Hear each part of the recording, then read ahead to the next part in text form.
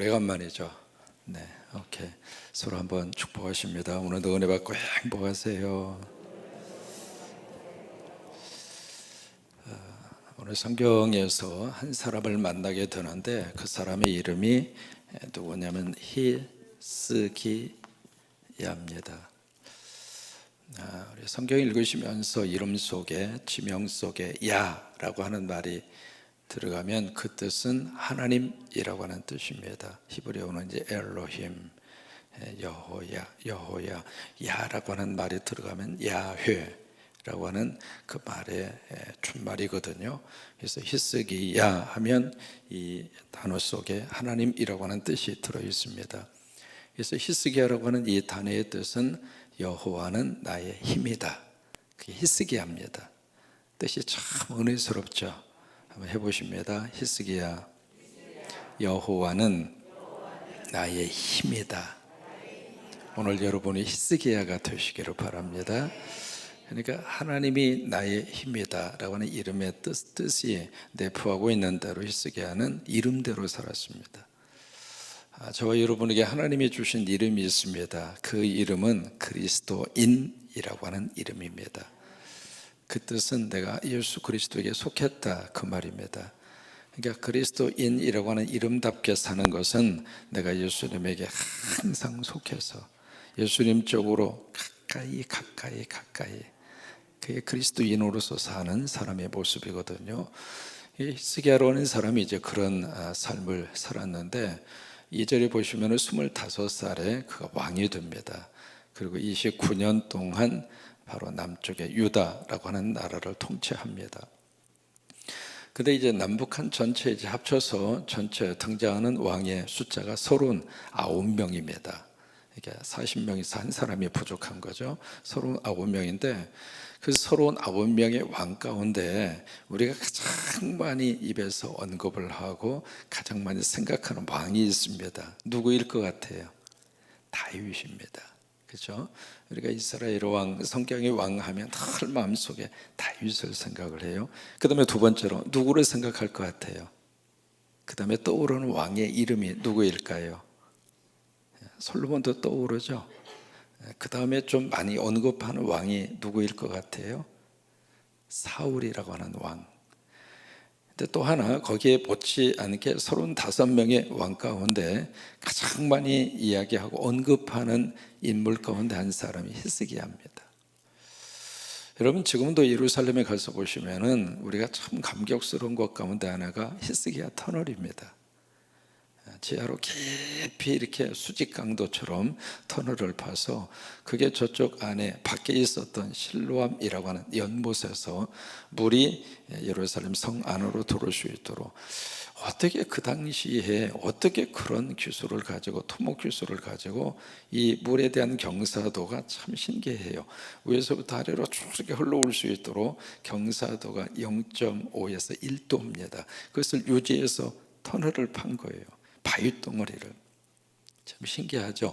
그것을 역사적으로 남긴 사람이 히스기야입니다. 이제 그 정도로 역사적 흔적을 남긴 인물이 히스기야인데 오늘 성경은 히스기야를 바로 딱 한마디로 정의를 하는가 한번 보시겠습니까?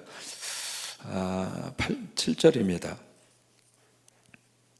같이 한번 고백하십니다.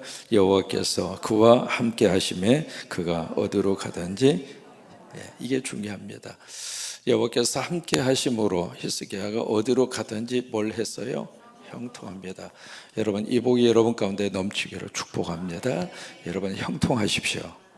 그리고 우리가 찬송 부르잖아요. 나의 갈 길 다 가도록 예수 인도하시니. 그러면서 무슨 일을 만나든지 다시 한번 무슨 일을 만나든지 그 형통의 복이에요. 성경에 이 형통의 복을 받은 사람이 대표적으로 세 사람이에요. 우리가 가장 먼저 생각하는 형통의 복의 트레이드 마크를 가진 사람이 누구냐면 요셉이에요. 창세기 37장에 보시면은요, 요셉이라고 하는 사람의 이름 앞에는 형통이 항상 따라옵니다.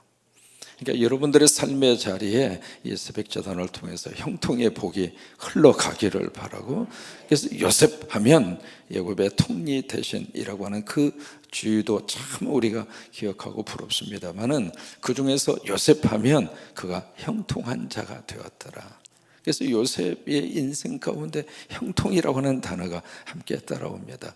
또 하나, 형통이라고 하는 복을 받은 사람이 누구인가? 다니엘입니다. 여러분, 다니엘서를 보시면은 형통이라고 하는 단어가 다니엘과 함께 따라옵니다. 또 대표적인 또 한 사람이 히스기야입니다. 그래서 형통하였더라. 어디를 가든지 형통하였더라.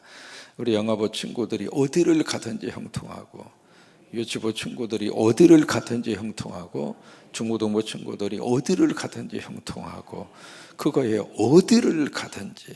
여기에서만 형통하고 저희 가서는 불통하고, 그게 아니라 어디를 가든지 형통하였더라. 이게 히스기야에게 허락하신 하나님의 놀라운 축복이에요. 그러면 이 형통이라고 하는 단어를 쓸 때 우리가 머릿속에 떠오르는 형통의 개념은, 이것을 이제 어떻게 번역하냐면 성공으로 번역합니다. 그래서 영어 번역을 보시더라도 형통이라고 하는 단어를 성공, success라고 하는 단어를 쓰고 있거든요. 그러니까 뭘 하든지 성공했다 그 말이에요.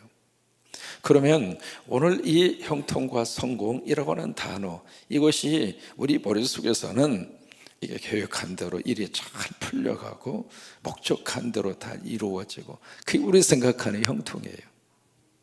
그렇죠? 이 한 해 동안 하나님이 형통하게 해주세요. 머릿속에 뭘 떠오를까? 그렇지, 우리 자녀가 잘 되고 물질적으로도 풍요롭고 건강하고 만사가 다 풀려지고, 여러분 그것도 형통은 형통입니다. 그때 우리가 생각하는 형통의 그 1차적인 개념을 성경은 한참은 더 뛰어넘습니다. 그것을 우리가 어디서 볼 수 있느냐면 요셉이에요. 요셉을 가만히 보면서 마지막은 애굽의 총리 대신 위치까지 올라가서 성공했구나, 그것은 이해가 가요. 근데 이게 형들에게 팔렸잖아요. 그게 무슨 형통인가? 그게 무슨 성공인가? 가서 팔려서 노예 신분으로 열심히 일한 죄밖에 없는데, 그 부인이 와서 어느 날 눈을 깜빡깜빡거리면서 윙크를 하면서 오빠 요셉은 이것이 아니다 해서 거절했잖아요. 그리고 튀쳐 도망갔죠. 그게 무슨 형통인가? 억울한 누명을 쓰고 이제 감옥에 갇혔잖아요. 감옥에 갇혀서 거기서 있는 동안 요셉은 그래도 그 자리에서 열심히 삽니다.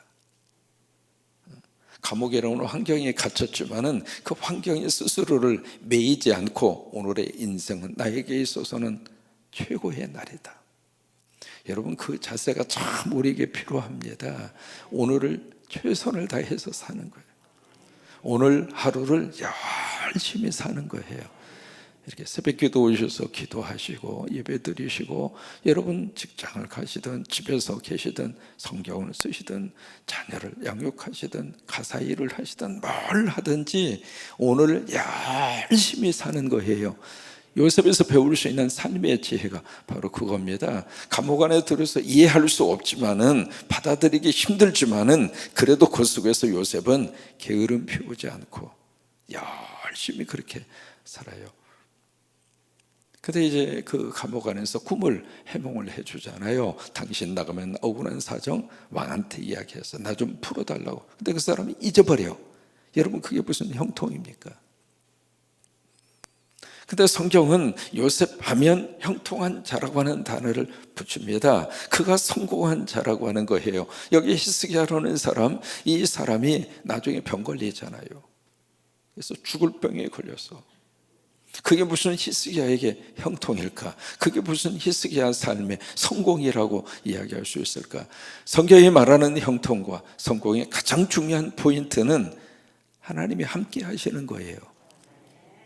그래서 오늘 8절 말씀에 그 앞에 그 말씀이 딱 따라오는 겁니다. 7절에 여호와께서 그와 함께 하시매. 여러분, 이게 형통이에요.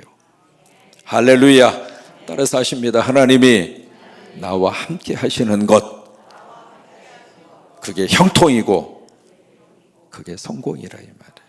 여러분 이 성공 꼭 하시기를 바랍니다. 어디를 가든지 하나님이 함께 하시는 거예요.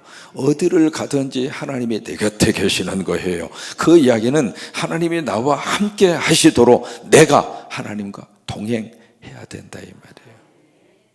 그게 히스기야의 형통의 가장 중요한, 성경이 말하는 성공입니다.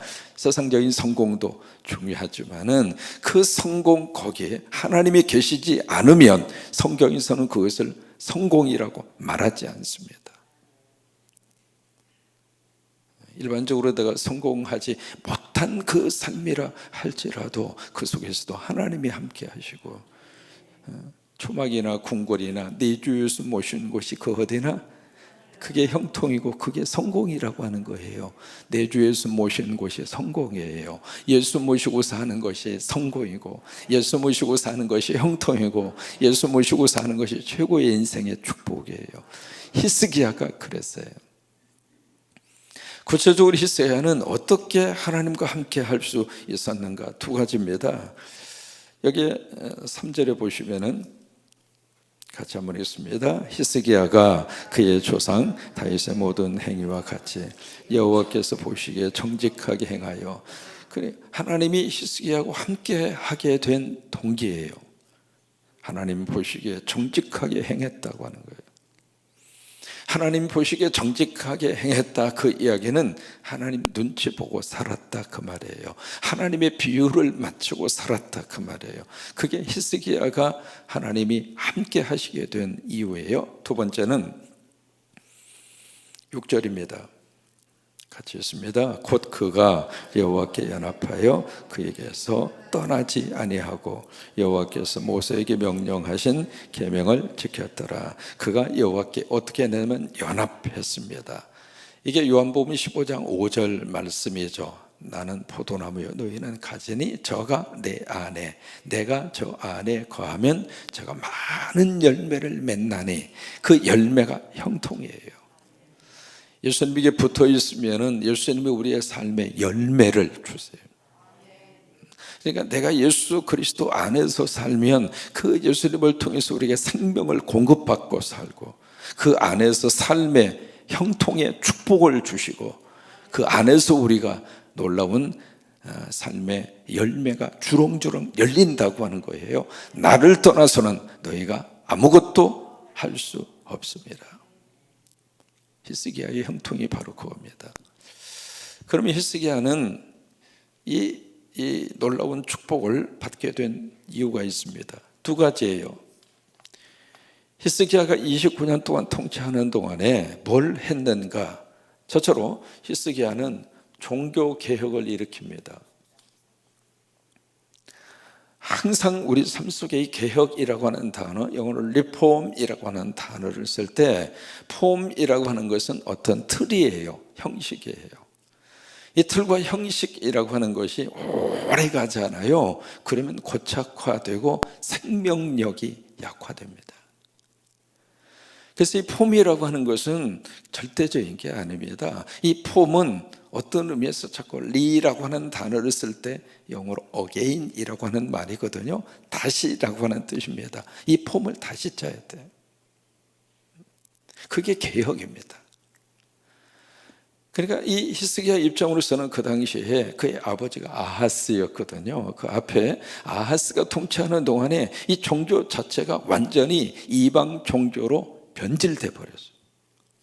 하나님을 안 섬기는 게 아닙니다. 제사도 드리고요, 다 성전에 가고요, 이 종교적인 형태가 없어진 게 아닙니다. 그대로 유지를 했거든요. 그래서 그 안에서 그들의 신앙생활을 하는 것 같은데, 내용물을 들어가서 보면 하나님이 아니라 아수르 사람이 섬기는 신이 떡하고 앉아 있는 거예요. 심지어 그의 아버지 아하스는 바로 그 자기의 자식들 둘을 불에다가 던지는 끔찍한 이방 종교 속에 그대로 마음과 그리고 그의 모든 정신을 뺏겨버린 거예요. 우리가 예배는 드리고 있습니다만은 우리 예배의 대상이 하나님이 아니라 다른 것이 예배의 대상이라면 개혁해야 돼요. 교회 안에 예수님이 우리 교회의 가장 중요한 중심에 계셔야 되는데 예수님이 아니라 특정한 인간이 그 자리에 들어가거나 성경이 바로 우리 교회의 기준이 되어야 하는데 성경이 아니라 세상적인 가치가 그 교회의 기준으로 바꾸어져 있거나 그렇다면 개혁해야 돼요. 바꿔야 된다 이 말이에요. 히스기야가 그랬어요. 종교 개혁을 일으킵니다. 두 번째로 히스기야가 이제 뭘 했는가? 여러분 8절에 보시면 한 나라가 나옵니다. 누구냐면 블레셋입니다.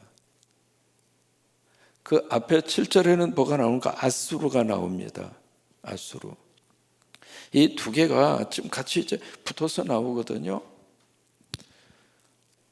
이게 지금 왜 등장을 하는가? 1절에 이쪽 남쪽 유다의 왕이 히스기야였을 때 북쪽의 왕이 누구였는가? 1절에 보시면 1절에 북쪽 이스라엘 왕의 이름이 나옵니다. 누구냐면 호세아입니다. 호세아. 이게 뭘 의미하느냐면 북쪽 이스라엘의 마지막 왕이 호세아입니다. 그 이야기는 호세아를 끝으로 해서 북쪽의 이스라엘은 망합니다. 누구한테? 여기 나오는 아수르한테. 아수르의 세력이 지금 코앞까지 온 거예요. 북쪽을 먹었어요. 예전은 남쪽이에요. 국제 정세가 완전히 소용돌이 속에 지금 들어가 있는 그런 상태죠. 이 유다의 입장으로서는 이제는 오늘이라 내일이나 언제 전쟁이 나더라도 이상하지 않을 만큼 먹구름이 위에서부터 쫙 하고 지금 밀려오는 거예요. 그런 속에서 히스기야가 왕이 된 거예요. 근데 이런 속에서 여기에 마지막 8절에서 뭐라고 설명을 하는가? 오늘 8절에 그렇게 말씀을 하잖아요. 그가 블레셋 사람을 쳐서 가사와 그 사방에 이르고 망대에서 어디까지? 견고한 성까지. 다시 말해 블레셋이 점령하고 있었던 블레셋은 도시국가입니다. 5개의 도시로 형성이 된 국가예요. 그때 이 5개로 도시로 형성이 된 블레셋이라고 하는 이 도시국가를 이 히스기야가 다 점령을 한 거예요. 점령을 했는데 그 7절에 보시면은 아수르를 배반하고 그 이야기예요. 이 자기 아버지 아하스는 계속 이 아수르 눈치만 보고 아수르 쪽에 붙어서 어떻게 해서든지 나라를 유지하고 정권을 유지하려고 모든 정책을 그쪽으로 쏟았던 사람이 히스기야의 아버지입니다.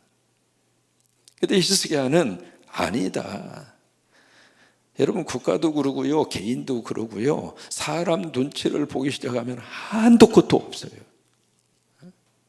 이 사람 눈치 보고 저 사람 눈치 보고 그러면 이 사람하고 관계가 틀어지면 그 다음에 그 옆 사람도 틀어지고 옆 사람이 틀어지면 옆 사람도 틀어지고 골치 아픕니다.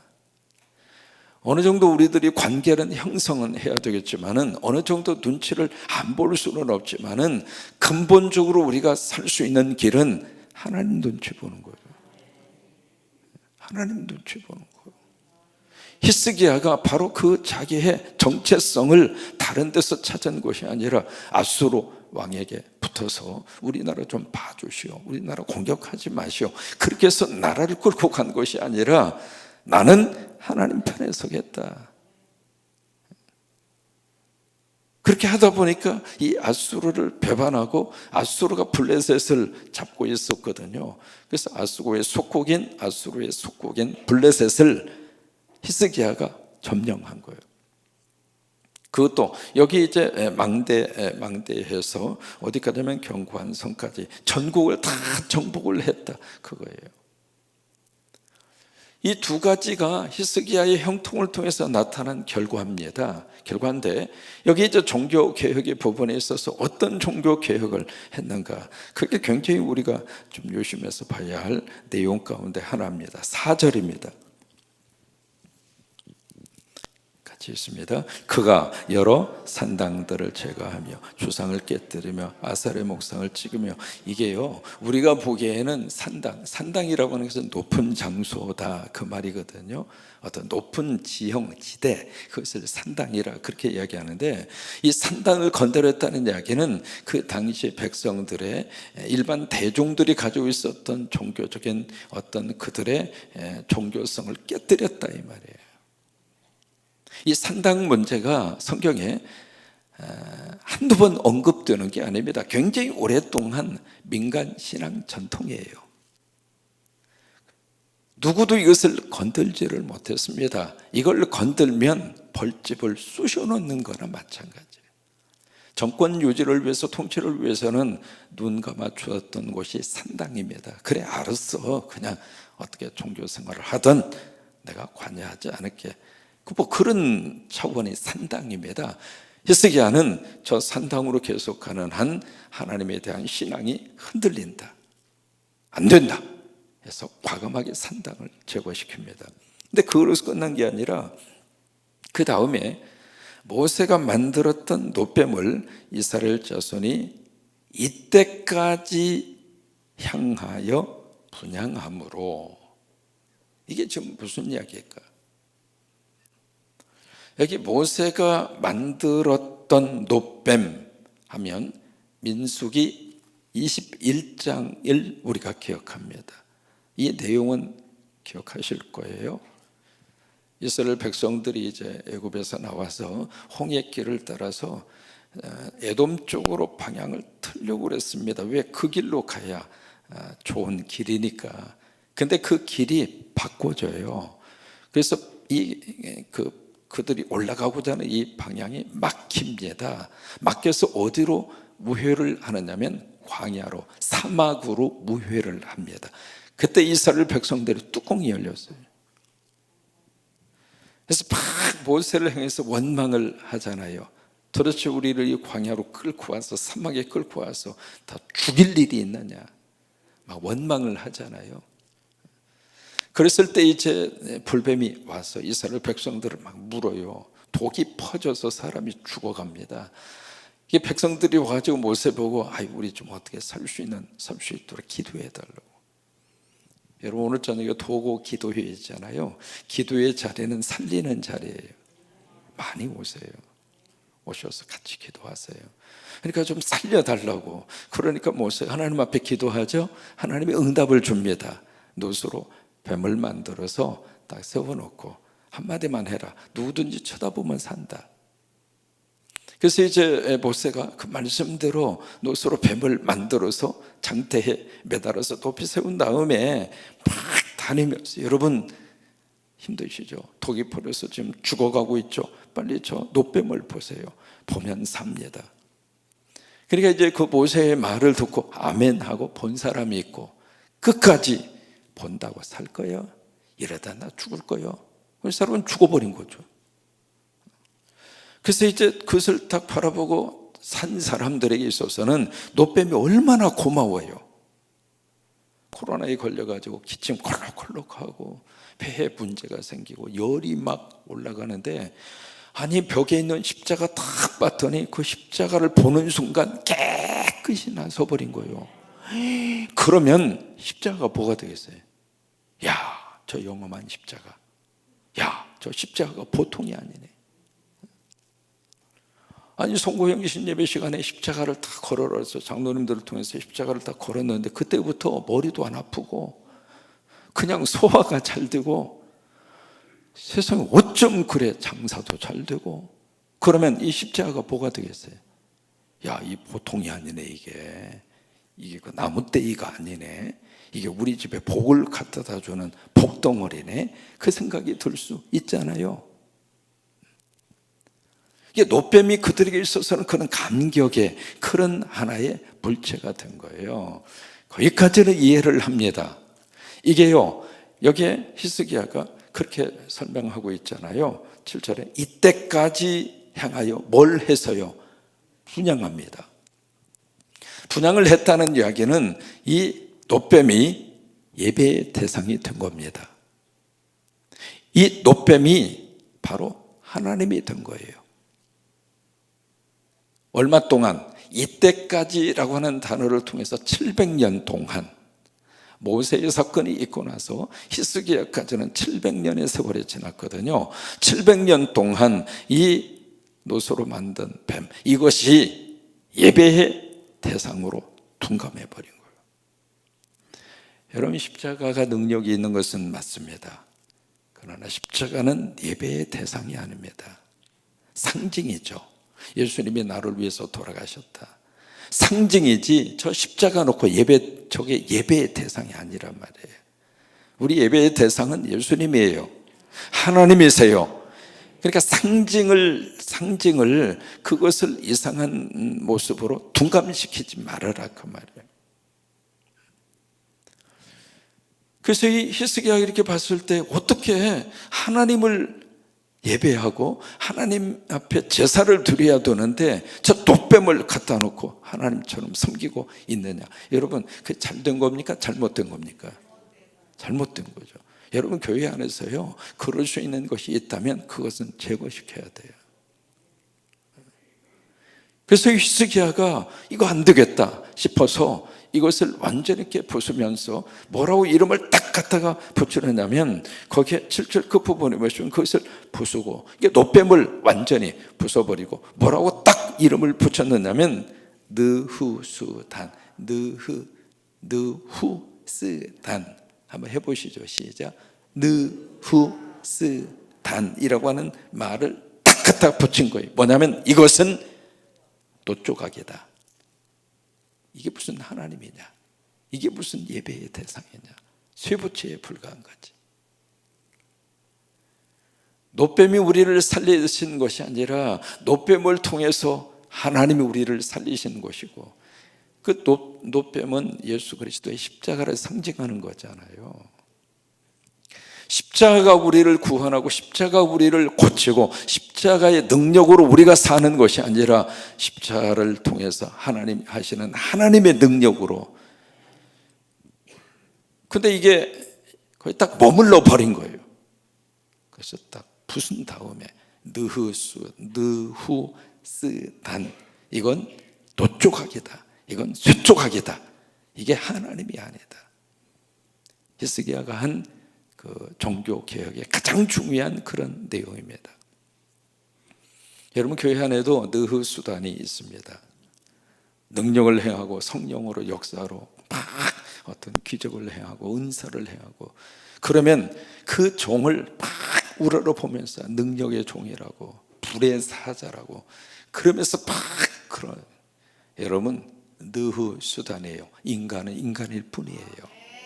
그를 통해서 누가 역사하시는 거? 하나님이 역사하시는 거예요. 그러니까 하나님이 우리에게 주목의 대상이지 그 인간이 주목의 대상일 수는 없어요. 하나님이십니다. 그러니까 우리가 느흐수단을 예배의 대상으로 생각하면 절대로 안 돼요. 히스기야, 그는 하나님 앞에 형통하였더라.